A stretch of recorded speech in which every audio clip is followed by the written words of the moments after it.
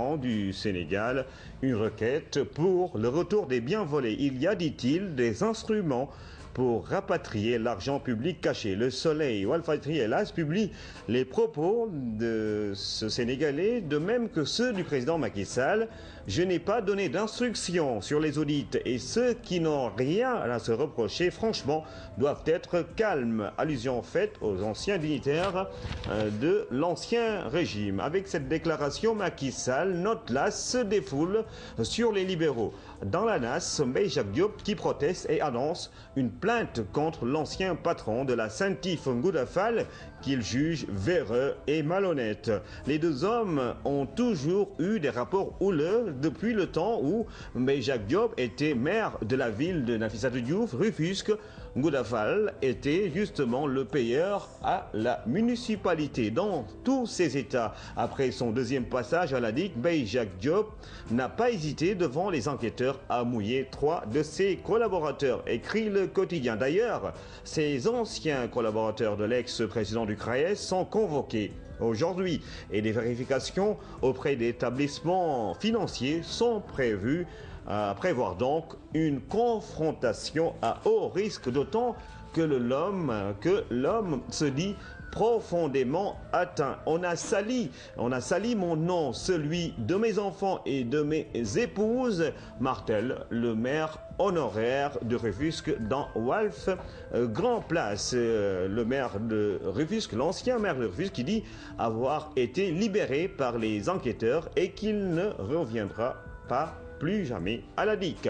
Mais Jacques Diop sait-il que c'est Tracfin, la cellule anti-blanchiment du ministère français qui l'a vendu?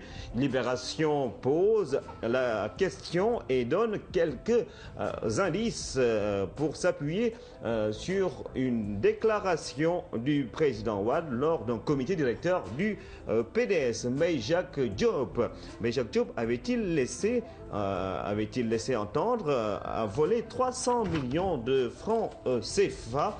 Je pourrais le mettre en prison, mais je ne le ferai pas.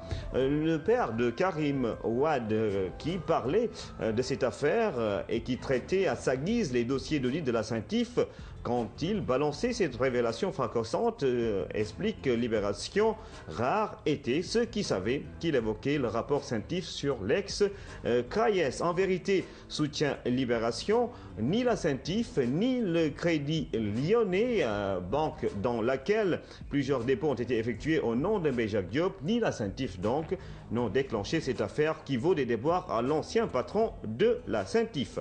Et puis, explication toujours dans Libération, qui parle de cette affaire, de même que Sud Quotidien, qui parle d'un président sénégalais sous pression des lobbies.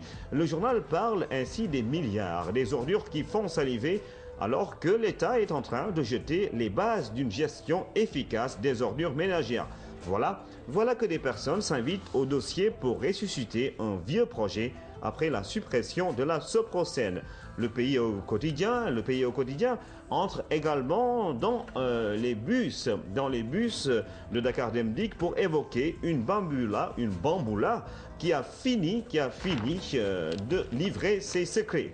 Et puis cette équation à 13 milliards que doit résoudre par ailleurs Farba Senghor sur le plan REVA dans la ligne de mire du nouveau régime après sa création en 2006. L'État, indique le journal Le Pays au quotidien, veut faire la lumière sur les centaines de tracteurs achetés et jamais utilisés. Le PDS est en tout cas prêt à brûler le pays face à ce que ses responsables, comme Omar Sarr, considèrent comme un vagabondage judiciaire du pouvoir. Le président Wade, lui, chef de file des libéraux, est de retour. Il a écourté son séjour en France, annulé l'étape du Maroc et le président Wade qui revient au Sénégal avec un trésor de guerre. L'enquête fait cette révélation: 1 million à chaque tête de liste du Parti démocratique sénégalais et une voiture pour chaque département. De quoi aiguiser les appétits.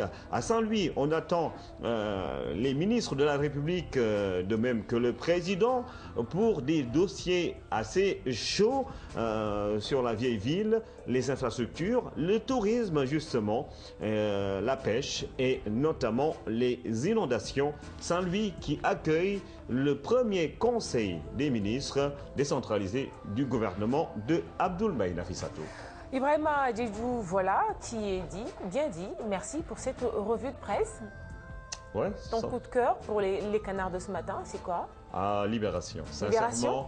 Sincèrement, c'est à lire à tous les coups. Ça, c'est un papier écrit par notre ami cher Baké Guissé, hein, Oui. le tonitruant, l'enquêteur justement des quotidiens du Sénégal, qui revient justement sur l'affaire